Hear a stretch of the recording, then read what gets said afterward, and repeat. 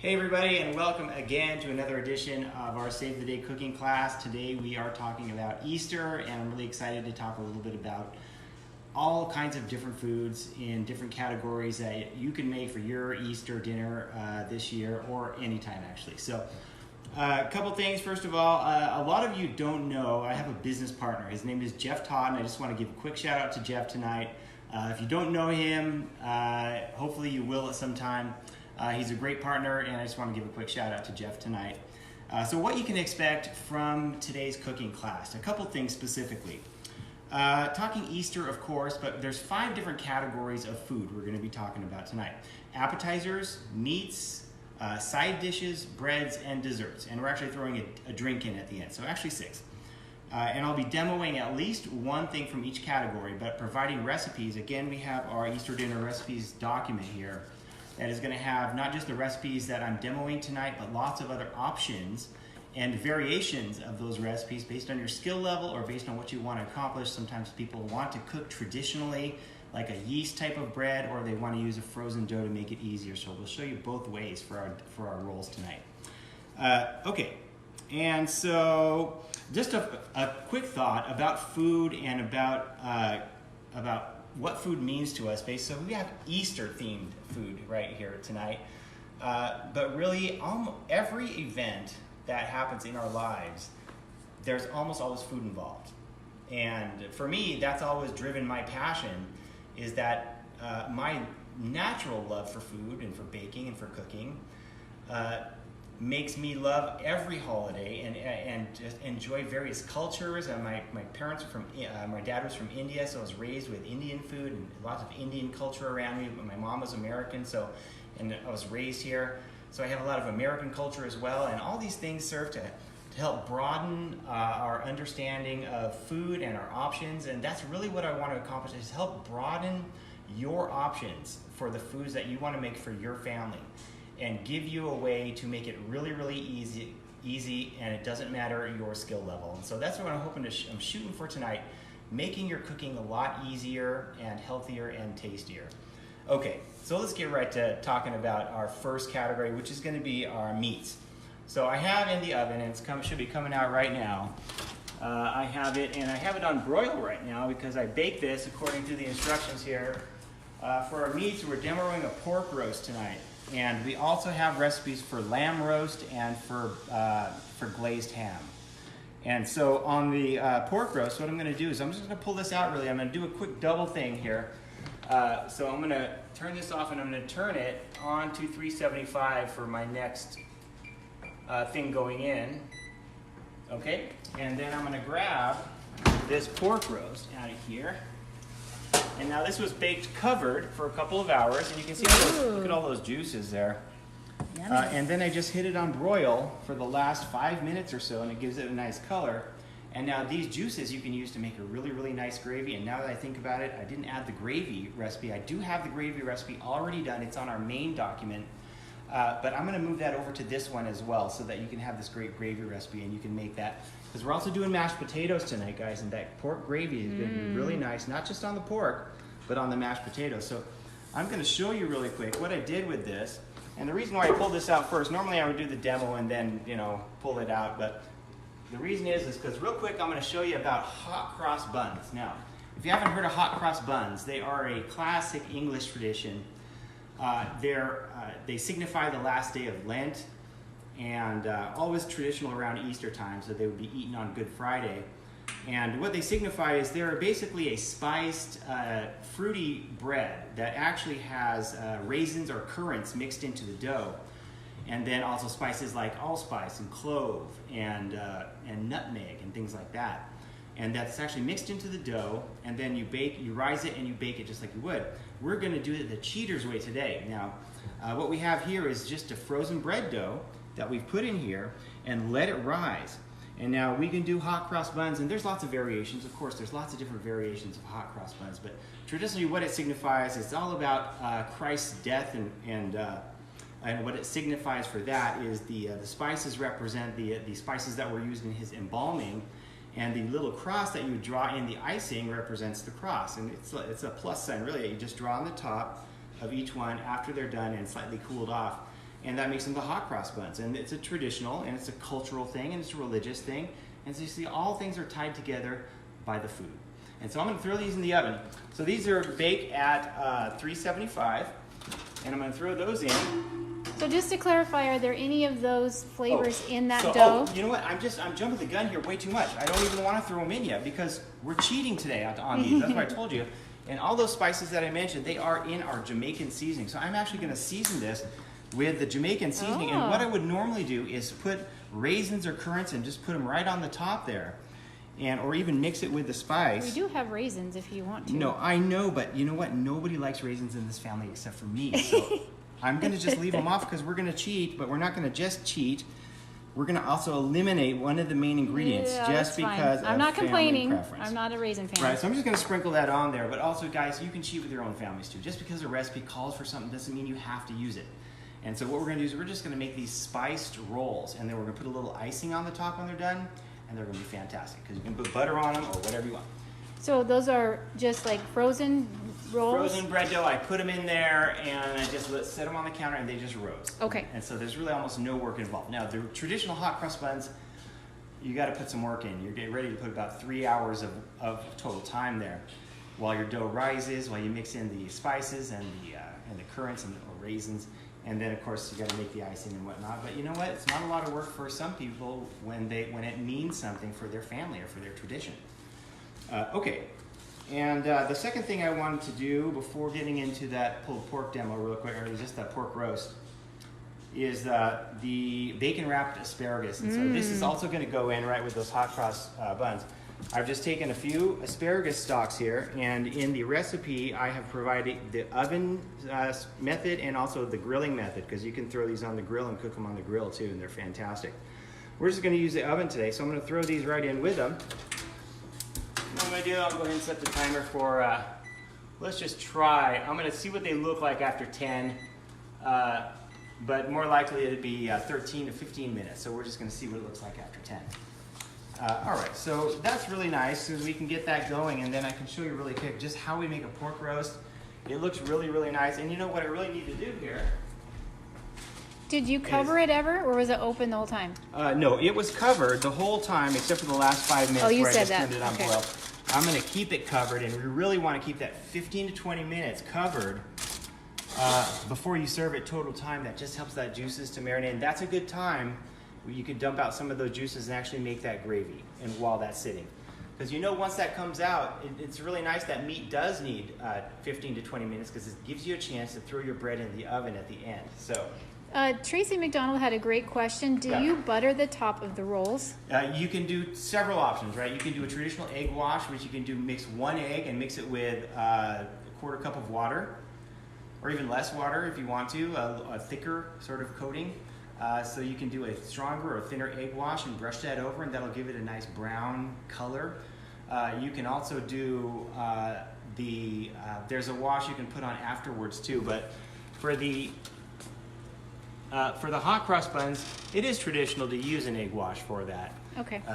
And you can also use just water, if you can just brush or spray water, and that's what we used to do at the bakery with our French bread, is before we put in this brick oven, and it would be all laid out on the sheet, and we just spray it with water, put it in, and that water, it interacts with the sugars in that dough, and creates that nice crust that you see on the French bread. So great, thank you. Okay, so long answer there, sorry. So all you do with the roast here is it couldn't be easier, because all you're doing is you're adding Alvi's Incredible, and I would just do both sides here. And you're going to use like a teaspoon or a teaspoon and a half, not that much. But the really nice thing about that Alvi's Incredible is all you do here is you're going to take that, and then you're going to put that in your roasting pan, cover it, and then bake it. And then the nice thing is all of these juices here that come out, you're going to make the gravy by adding cornstarch and water, and that's it. Not even just enough water to mix the cornstarch in. So you would really literally add just cornstarch to this, and you don't need to add any flavors or anything, because all that Alvi's Incredible was on that meat and is now part of that gravy. And so that makes it a perfect gravy taste. Don't add any other flavors. So this makes it really easy here. Okay, so those are in, timer's set, and now we're going to talk about a Well, I wanted to just hit really quick on the lamb and the ham. Sure. All right, because on glazed ham here, when you have the glazed ham recipe here, and it gives you the times to cook your hams based on the size of the ham, and whether it's a half ham or whole ham or bone-in or boneless, it gives you the time to cook those. Okay. It also gives you the recipe. You can use our brown sugar cinnamon sweetening in the glaze. Ooh, that sounds good. And a little orange juice, and you can also use our strong arm seasoning. Mix those together, and the strong arm is like a sweet and salty. A lot of people use it for a meat rub, but it has that sort of goes both ways, right? A little sweetness, a little saltiness. That's a good one. Lamb is a really interesting. It's a traditional Easter, but it's not eaten, all the time. It's we don't eat lamb a lot, but I do like lamb on occasion. And so our recipe here talks about doing a large lamb roast, which is typically a boneless leg, Okay. or it could be a bone-in shoulder for the lamb. But you can cook them the same way either way. You can again use the Alvi's Incredible seasoning on that. It's just my favorite. You can use other seasoning, other flavors, but that Alvi's Incredible with the meats, especially the ones that slow and low cooking, are really, really good. Lamb is cooked a little hotter than other ones, and also you cook it uncovered. You can do it covered too, but you can cook it uncovered, and then you cover it when you take it out, and again let it sit for 20 minutes or so. And I'll just come over here and let me show you. I'm going to get the angle from this direction. That we've got actually mashed potatoes cooking. I'm going back and forth a lot here, guys, but let me just show you that we got the mashed potato cooking. I'm going to demo you the way I like to cut potatoes, because I don't know, it seems to me that one of the hardest part about mashed potatoes is just cutting the potatoes, right? Mm-hmm. And, it's not one of the favorite jobs for a lot of people. But I'm going to show you some tips and tricks on that as well. So was it the lamb that was cooked uncovered? Is that what you're saying? You can cook it uncovered, and then you pull it out and then cover it for 20 minutes, right? And let it sit, and then it'll seep and really get those flavors in there. Nice. But we keep cooking it uncovered, gives it the crusty coating that it needs. Okay. Okay, and so we got the pork roast, the lamb, and the ham. Those recipes are all there. Let's shift over. We're going back to our appetizers. We're actually doing a few appetizers today because I just love them so much. I love the ones we're doing. So the first appetizer, of course, is the bacon wrapped asparagus. The other one is the deviled eggs, which I'm going to show you here. Nice. I'm going to do two kinds of deviled eggs today. One are the traditional, and one is with a twist. There are avocado deviled eggs. And in the recipe thing, now one of the important things about making deviled eggs is getting these hard-boiled eggs just right. Because what if these, if the skins stick to them, you're not going to get a nice, pretty-looking half of an egg, because the skins will tear them all apart, right, when you take them out. So I'm going to tell you how to get perfectly pull apart, and you can get these right every time. I'm going to show you that. And it's in the document here, which is our, it has the boiling and peeling eggs. The parts about boiling them right and then peeling them, so that you can know exactly how to do that. With boilings, the key thing is you start them off, put them in the pan, put the raw eggs in the pan, and you fill it with cold water to about 1 inch over the eggs. You start them boiling cold, okay? And then as soon as they come to a boil, you boil them for 15 minutes. I think I might say 18 minutes just to be sure. No, 15 minutes. No, it is 18. Okay, 18 minutes is what I decided, just to be on the safe side. And then you pull them off and you run them under cold water. Okay, just run them under cold water. That brings the temperature up slowly, and it brings the temperature down slowly. Okay. Now let me just show you here. I've got one, and for the peeling, what I do, and I describe this as, how do I describe it? I was trying to describe how I do this, right? I crack it on the counter, and then I use my fingers to massage the egg and massage the cracks all around the egg. And as I massage that, it's going to loosen it up, and then, it just peels right on out, right? Wow, it doesn't stick that's to easy. the egg at all. I did neglect to say you put salt in the water. Oh, okay. And plenty of it. It's about 2 tablespoons per 4 cups, I think, is what it was. Of water? Yeah, something like that. But it's a good amount of regular salt. Rinse those off once they're done, okay? And then what you do is you cut it, you take it, and you're just going to go down to the yolk. You want to make sure you get to the yolk. So I would rather have you err on the side of going too deep rather than not deep enough.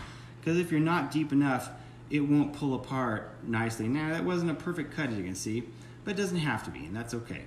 When you take the yolk out, you're gonna put that with the other ones, and then you can have that right there. And then what we're gonna do right here is I've mixed together our little recipe for our deviled egg creamy mixture here, which is just mayonnaise, a little mustard, apple cider vinegar, and the real dill seasoning. All right, so the real dill seasoning is fantastic. It's our #2 seller out of all 18 of our products. And so I'm just gonna mash this up here, right, with a fork. I'm just mashing up the yolks. And get them as well mashed as you realistically can, because the nicer mashed they are, the smoother and creamier that your filling is going to be. All right, so that's probably pretty good right there. So I'm going to just put this on in there. Okay. And as I mix that in, we're going to have our traditional deviled egg mixture all ready to go. So if your kids have found all the Easter eggs, this is a great way to use them. They might be a little colored. That's right. Instead of being beautiful white, they might be a little pink and purple. But yeah, and egg salad is a really good thing to do with those leftover eggs too. And guys, tell us what you do with your leftover eggs here if you want to. Oh, you used to make that creamed egg. Creamed egg in the morning. It's one of my favorite things in the morning. Nobody knows about this delicious secret for breakfast, creamed egg. That's another demo I want to do. Yeah, creamed egg is good. Yeah. I grew up on it. My grandma made it, and my mom made it, and I just always had it. I didn't know that nobody really knew about creamed eggs. I don't have my small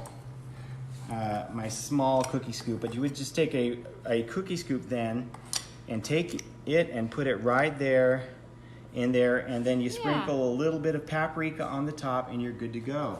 All right, I'm gonna do a couple like that, but I'm gonna show you our second one here. That's gonna be too big. I have a perfect size cookie scoop, but I'm actually using it for these cheese balls, which I'm also making right after this, which I really, really love. That works. So a couple like that. This is the little thing. This is the little mashed up avocado, okay? There's our timer. Let's just check really quick. So if I open that up, look at the buns. They're getting close. And the bacon is sizzling. That's going to need longer time. Those are getting close. I'm going to give them about 2 more minutes, maybe 3 minutes. Let me try that out. Okay, so just a little bit of mashed avocado. And this is a half an avocado here. And you can mix that right in. Now, a lot of, some avocado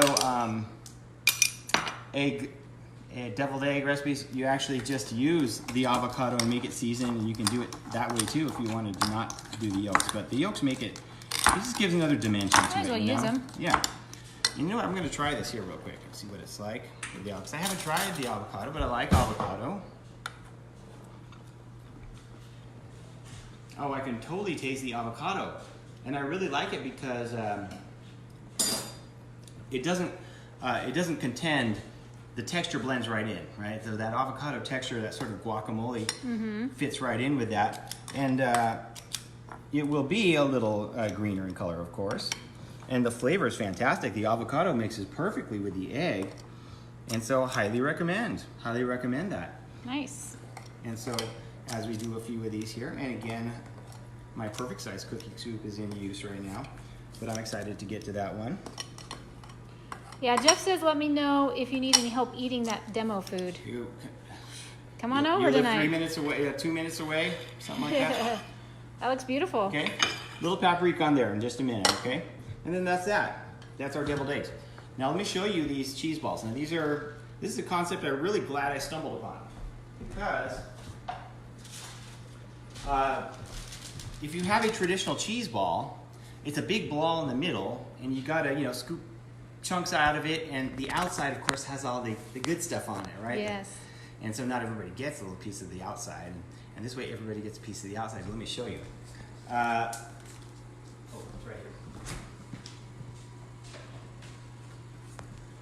here. This is this cookie scoop. I want to... One more look at the deviled eggs. That's wonderful. Okay. This cookie scoop, I don't know, I inherited this from my grandma. It's just called the cookie scoop. But inside, let me show you what it does. It actually has like a little plastic thing in there where you just squeeze this thing and it pops out a little ball. It squeezes out. Isn't that the coolest thing? Yeah. And so Looks weird, but it works. it's weird, but it works really well. And so it just pops it out. Sorry about that there, guys, but okay, so that's what you do. And then what you do with that, what we have here, and again, we have the recipe. This is chopped up bacon, chives, and chopped almonds. Okay, you just take that and you coat it with the bacon, chives, chopped almond. Now, I forgot to tell you, of course, this is a filling. I'm just, what is this? What is this? Of course. This is 8 ounces of cream cheese, 1 cup of shredded cheddar, and 1 teaspoon of Alvi's Incredible Seasoning. And you can use other seasonings. You can use our Alvi's Inferno. You could use the Strong Arm. You could use the Jamaican. I mean, whatever you want. They all would work good. And that way it's not a cheese ball recipe for one flavor. It's a cheese ball recipe for 18 different flavors that you can try. Nice. Ooh. What do you think? They're done. Okay. They're beautiful. So those are out. Hot cross buns with Jamaican. Okay, we're going to see what it's like. Now, ideally, guys, these are going to be poked, not with, where are the toothpicks? They were... they're right there, yeah. Yeah, okay. Toothpicks work, guys, but they're not ideal. What's ideal is a pretzel. You poke a pretzel in there, and then that gives you the crackers or element that you would normally have with that. I'm just going to eat it right now. I was telling Jen when I came across this, I've got a little Strong Arm mixed in this blend as well, so I put a little of our Strong Arm seasoning in with this. If I'm being totally honest, I don't know if I've ever had a cheese ball that I've enjoyed quite so much. I'm just going to let Jen taste this here. Oh, I get to sample too, guys. I'm actually pretty hungry. All right, we'll Get try my that. appetizer. So, it just, you can smash that in there tighter if you Yeah, want. I mean, that's not a pretty one there, but it's just Oh flavor. my gosh. I mean, it's flavor explosion literally in your mouth. So that is a fantastic Wow. recipe. Okay. I might have to have my dinner with cheese balls. And then what you have is you have these finished products, and imagine little pretzels sticking out of there. People will just grab those, ready to go. It's one bite, but it's just full of flavor. It's a mouthful of flavor. And so you get a full satisfaction from one bite there. And there's nuts, so it's got a little crunch to it. Same with the bacon, the little crunch Nuts, to it. bacon, and chives. You get, and you could do almost anything with this recipe too. You could mix it up with various flavors, right? Various kinds of nuts, various kinds of other things that you would put on the outside. Fantastic. You could do sweet ones. You could do chocolate chips. You could do graham crackers and mix chocolate chips with the middle part. Use some of the sweetenings in there. Like, you can really do anything with that. So it's a base recipe that you can do whatever you want. But we've provided this recipe for you in the document. It's a winner. It's a winner. Okay, now I forgot to set the timer here for this one. Let's see what we got. I bet those have got another 4 or 5 minutes here. Let's do 4. And I bet these are ready to go. Now, yep, looking good. Now, how do you know when we're going to go a little backwards here? I'm going to show you how I did these in a minute. But how do you know when they're done? You're going to find one that's one of the bigger ones, right? And you're going to poke it, and if it breaks apart like that, they're ready to go. So you know if some of your bigger ones are done, the smaller ones are done too. Now, what happens can you overcook it? Can it get too You can, yeah. cooked? If you cook it too much, like if I just like left that there and kept going and forgot about it, what you're going to get is a bunch of mush in there. Too much water, too soggy. Yeah, you'll get overloaded potatoes so that when you drain them, they're waterlogged and soft. And so when you drain them, they're going to be retaining water, and therefore the flavor goes down, the fluffiness goes down, the, sort of the texture. You can use them and you can make them taste great still. But the longer they cook, the more of that effect it has. Gotcha. So one of the things that I like to do, I have a little bit of water, not water, but milk here that I'm going to use. I'm going to heat that up first and have it be warm milk.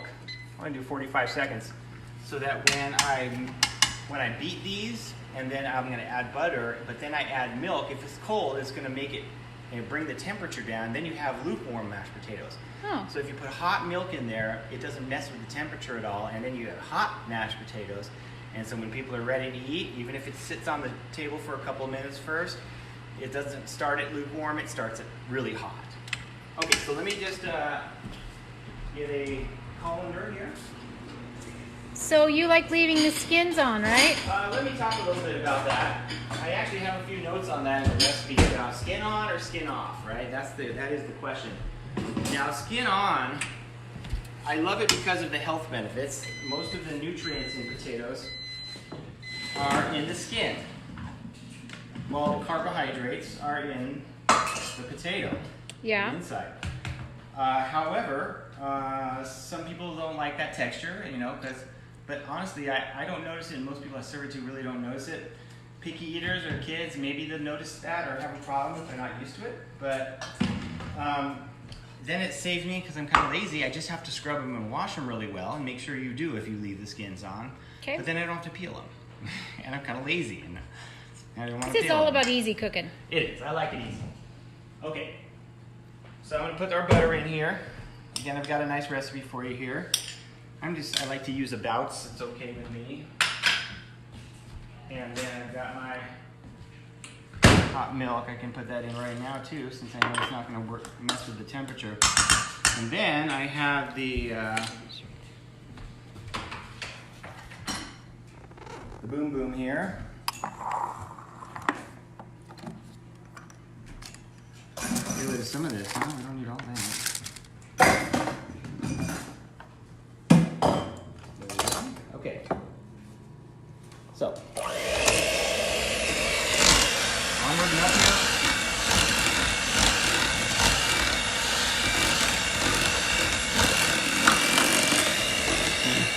Watch out for the spray.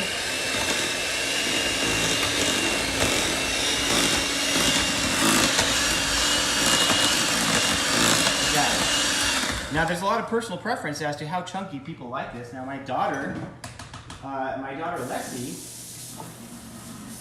really likes the chunks. She likes the potato chunks in there. She doesn't like it to be super smooth, but I like it to be as smooth as possible.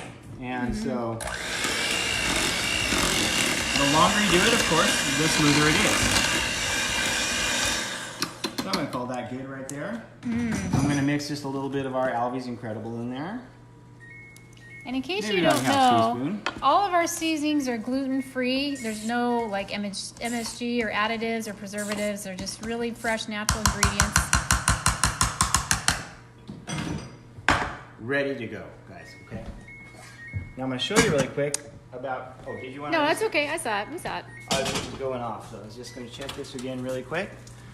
So Let's how take do it you, out and how see do you how it's know it's looking. done? Well, the bacon's going to start getting really crispy here, and what I want to do is maybe I'll even flip them here.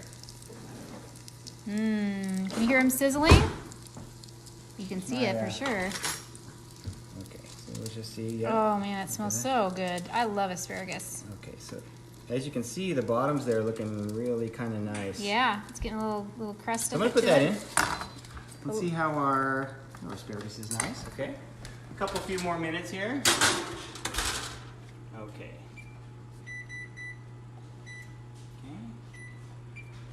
Okay. Cheese balls. These are good, guys. Yeah, those cheese balls. I might have to have another. Oh, oops. That was my bad. This is what I hit, guys. My bad. Central vacuum is very handy unless you're doing cooking demo. So. Yeah, I gotta watch my feet. Okay, so our sides. We're gonna talk a little bit about sides. Okay, side dishes. We got mashed potatoes that we just did here. Let me show you real quick while I talk about some of the other sides. I'm going to show you about potato cutting. Okay. So let me grab a potato here. Potato cutting.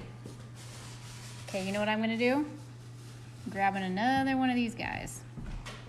Okay, so with the potato now, again, I'm going to leave the skin on. You can peel it. If you peel it, you don't have to wash it. Just make sure you rinse it off when you're done. But I give it a good scrub all along the outside and then hit the ends. Right?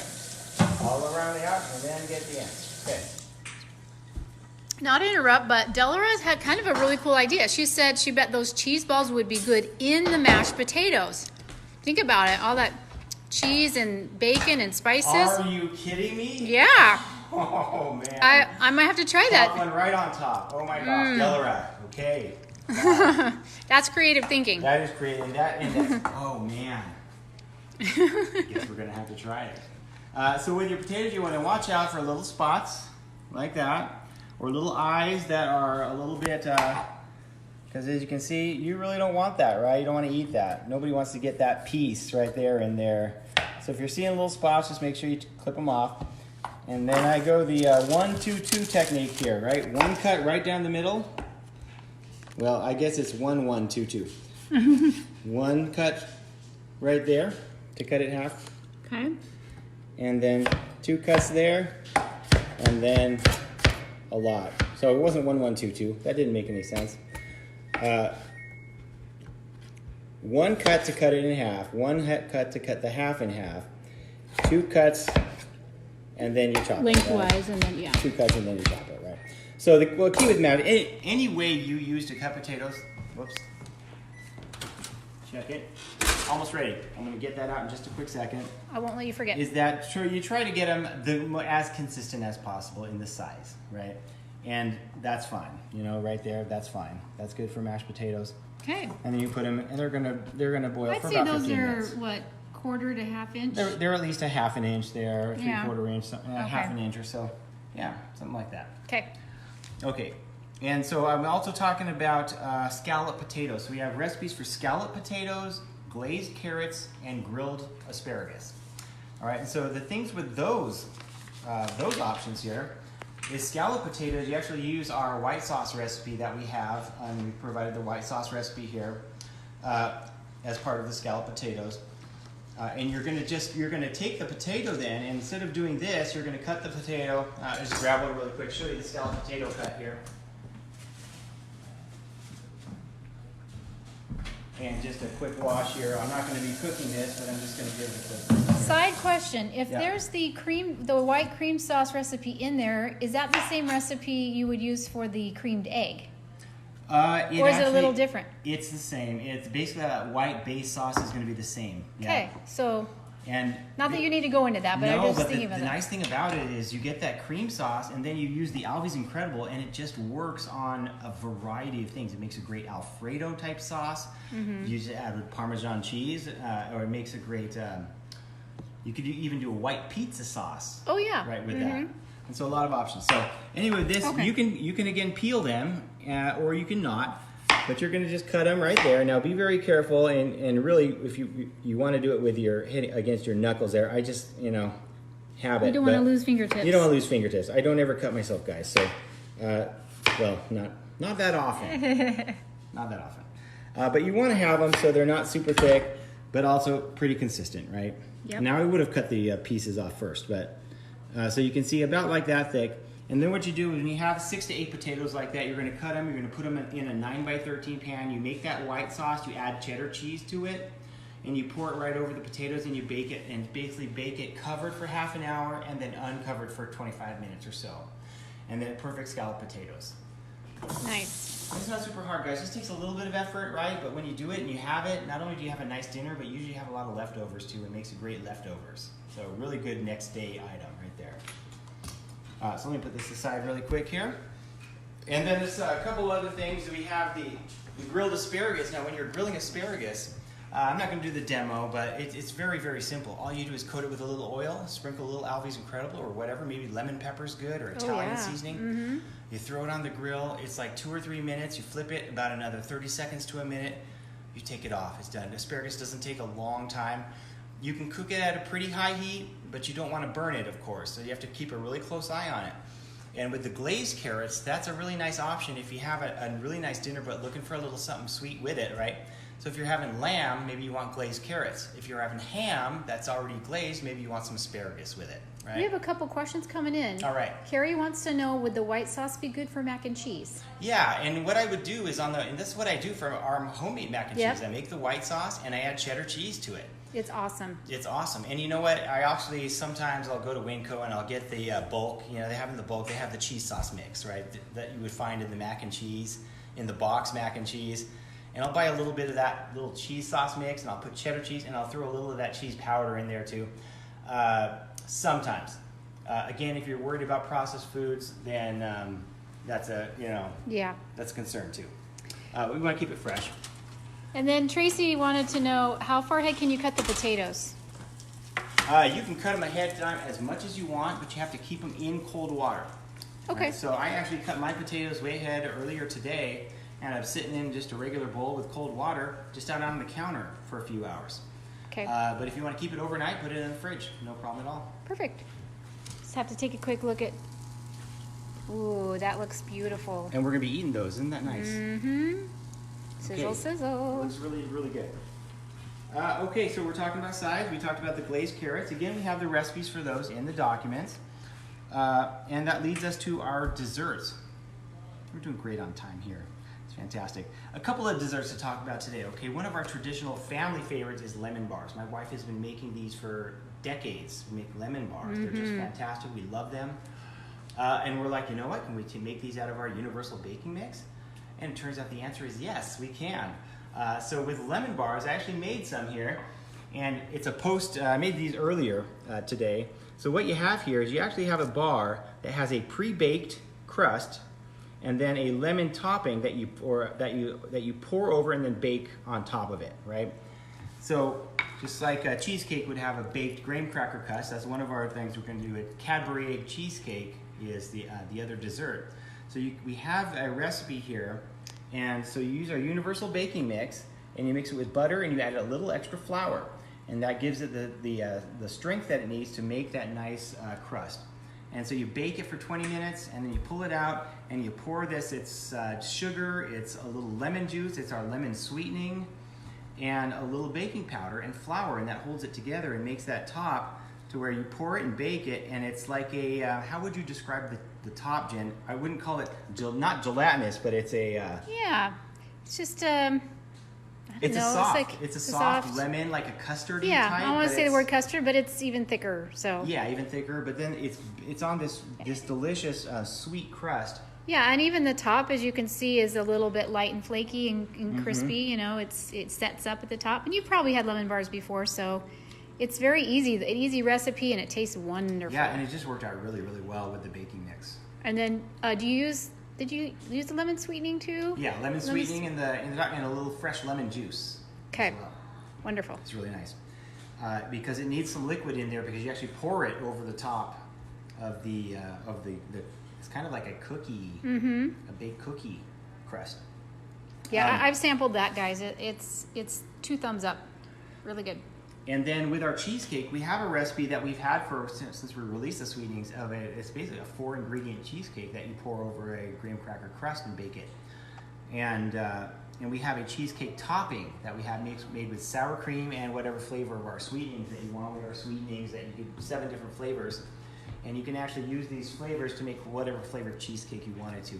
So if you want to do a strawberry cheesecake and do a chocolate topping, and then you could put what you do with to make it the Easter Cadbury egg, you take 4 Cadbury eggs and you carefully cut them in half so that there's some yolk in each half, and you put 8 halves on top of the cake, and then you have that little Cadbury egg, and so you can do 8 slices, and then get the, it's just a nice little fun thing to do for Easter, but it's also, it's going to be basically a 911 attack in a little bit of time because it's going to be really rich. So anyway. Those are our 2 desserts.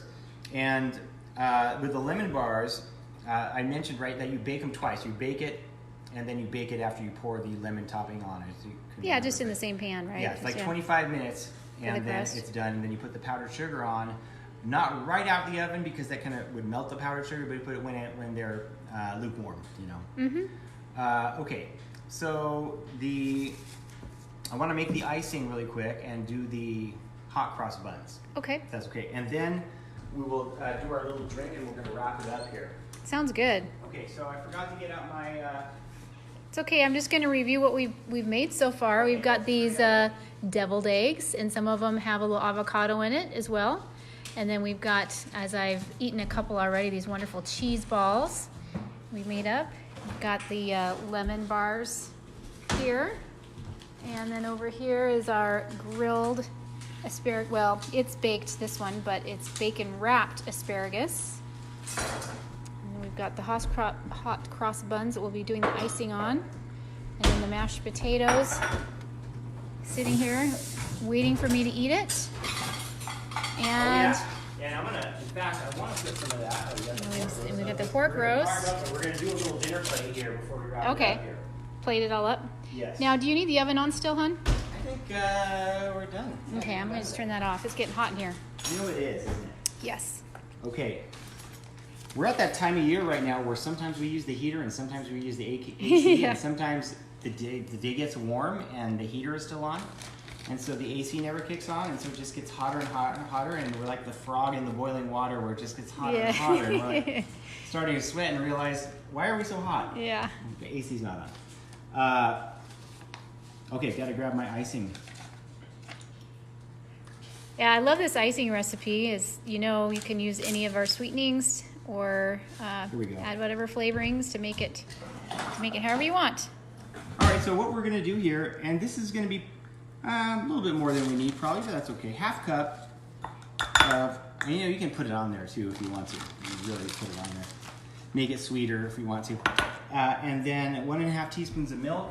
So the sweet frosting will taste good with the Jamaican seasoning on the buns? Well, yeah, that's the thing. That's the thing, yeah. Well, the Jamaican has some sweet in it as well, so it's not too contradictory. But of course, I love sweet salty combos. I know, huh? Like So we're gonna use some salted caramel in there. Oh yeah, salted That's just for caramel. fun. That's just an experiment. I really don't even know, but it sounds really good, so we're gonna do it. So we're gonna mix this up. Is it important to mix the sweetening and the powdered sugar before you add liquid? Don't have to. Okay. Don't have to. I mean, as you saw, I just eyeballed that 1.5 teaspoons here, guys. So I eyeball the rest of that ½ teaspoon that I need. Okay.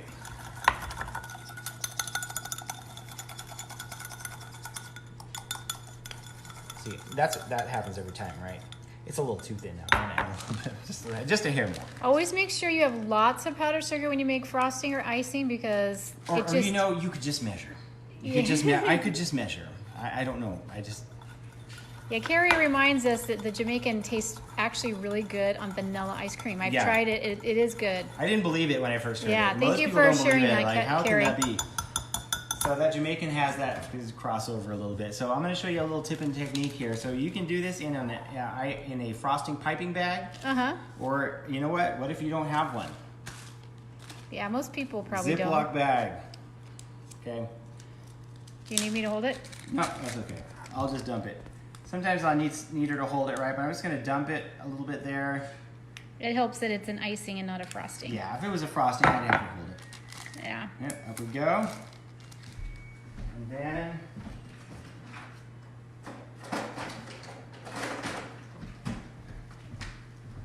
I'm gonna cut the edge, but I don't want to get my scissors dirty, right? And I don't want to, so I'm just gonna pinch that edge to get the frosting out of it, and then I'm gonna cut less rather than more first, okay? Can't uncut. Can't uncut. You can always cut more. All right, So over let's here see we you do get, this. let's see how this is. That's great. I'll bring it right over here. Okay, so we're just gonna do a little cross right there. It's still pretty thin. Wow, that's pretty thin. Okay. Measuring helps then. You get the idea here, and it's still gonna look just fine. Yeah.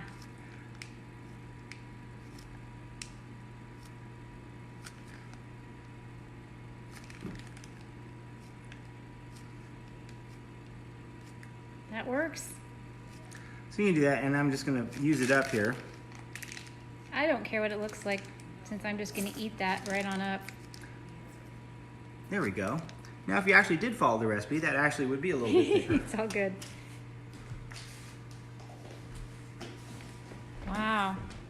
But you know what we need to do, guys? We need to do a plate. Should I use red or white? Do red. Let's do red, okay. Yeah, sometimes that'll show up a little bit better. Okay. What I'll do here is, this has certainly been sitting here 20 minutes. Now, do you want to do the punch before this or after? I'm going to do the punch as the Okay. piece at the end. All right. Okay, so have that there. That is our pork roast. I'm going to put this there. So, just going to carve a couple pieces here. Again, I didn't make the gravy, but boy, I would highly recommend that gravy, you know. We'll make it later. Yeah. Any tips on picking out the piece of meat to begin with? Does it matter with pork? Pork is very forgiving as a meat in general. Yeah. One reason why it's so popular is it's pretty easy to work with. You do have to cook it through, right? But for this is just a regular pork loin roast. Like that. Okay. You can certainly use a shoulder roast, leg. You can use like whatever roast you want. Some of them look a little better than others, and some of them taste a little better than others based on your personal preference. Do you think beef roast is cooked similarly? I mean, no one's asking. I'm just asking. Not exactly. Beef is not as forgiving. Yeah. Because it can be cooked to different temperatures and different.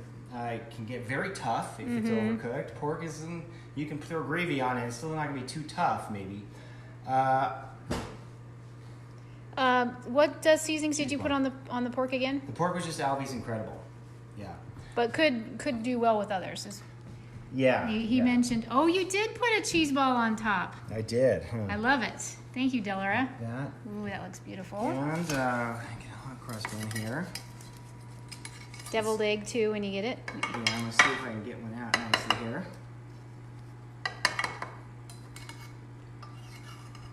There we go. Nice little roll there. Now, traditionally, this is. Oh, dang it! Seriously, I am so sorry, guys. Traditionally, this is a little bit more of a dense roll, where it's going to be mixed with spices and mixed fruit and stuff like that. But to have a hot cross bun now, it doesn't have to be. It can be your hot cross bun, which is what now I'm going to try. So, Jamaican and frosting. You try it. Okay. Oh my That goodness. works for me. That works. Wow. For me. It is so unique that this right here will take your guess. Will be like, wow, what did you do to that? What did you put on My that? tongue It's so is unique. dancing. Oh my goodness. That's It's just got like, frosting and it has Jamaican seasoning. okay, we gotta do that more often, not just Easter, okay? That's awesome. It's like magic, guys. Wow. That's how easy. That's what Save the Day Seasonings Sweet does. and salty. Mm-hmm. And super Okay. easy. Oh yeah, and get some of the, I'm gonna get one of Deviled each egg. here. find room on the plate. I don't know here. That's probably not the best I don't place mind if for things it. touch. I'm just gonna My do kids this here. maybe would be picky, but Looks like that. beautiful. And of course, there's quite a few other recipes Adrian talked about and will be available with the Easter recipe Yeah, I'm gonna do document. just a really quick recap here. Okay. As I pour this drink. It probably needs another little stir. Yeah, I was just looking for the big spoon. Yeah. I've got one here. So this is a mixture of grapefruit juice, lemon lime soda, and apple cider. You could use apple juice or apple cider, and lemon and strawberry sweetening. So it's pretty good. It's got a lot of different flavors. Now I'm going to show you here. I'm just going to come over to you. Okay, really quick. Be How easier. to dust the rim of a drink to make it look fancy, okay? I've got one saucer here with water, one with some sugar crystals, okay? I'm gonna dip in the water. You don't want it really wet, okay? A little spin in the sugar, like that. Voila! I love it. Frosted. And this is your Easter punch.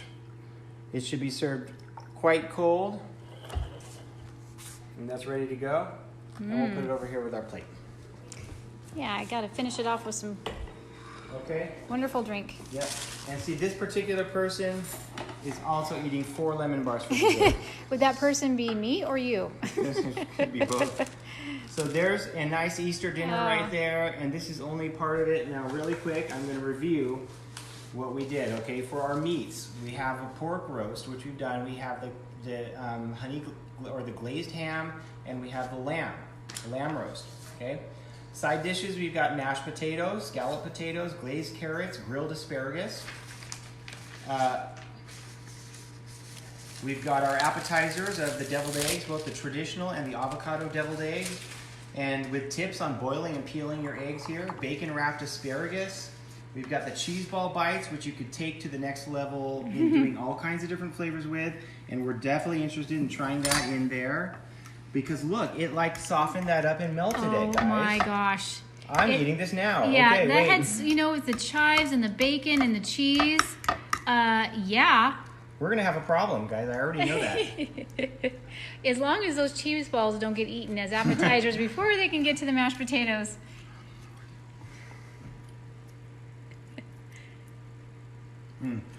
There's almonds in there too. It gives a little crisp. So if you like that texture, man, which we do. We love that texture, man. That just gives it a little extra.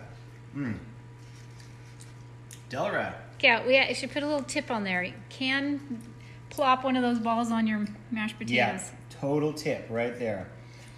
So we did that, the cheese ball bites. And guys, you can use different flavors of seasoning on that. You can do different coatings on that you want. You can do sweet ones on that. Okay. And that leads us to our breads, which we did the hot cross buns. And there's traditional and there's the fast and easy way to do that.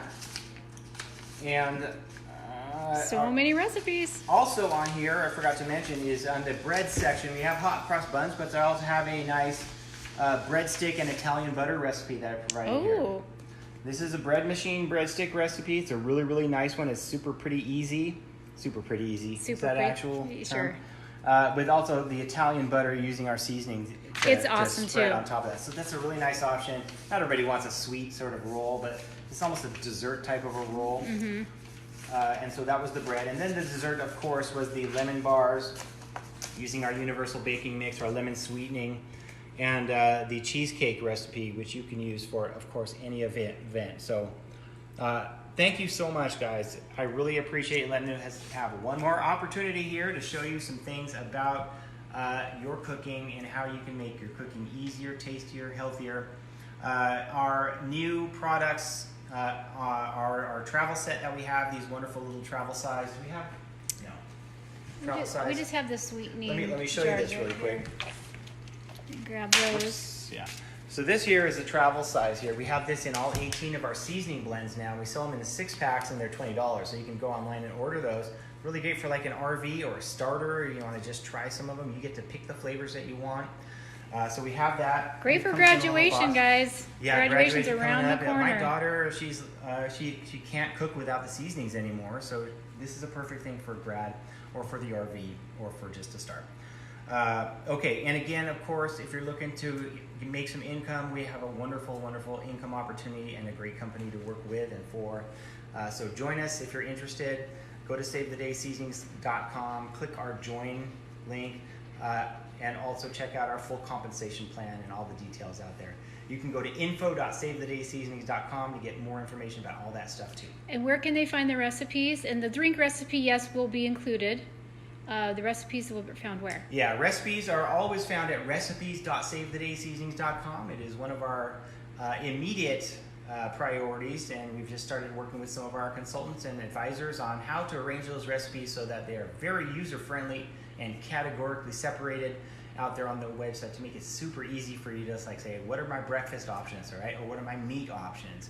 Or soup options, things like that, to go look at, and what are all my sweet options, things like that, to make it one central repository but easily divided. So keep looking for those things. We want to keep improving our processes and making things better for us and for you.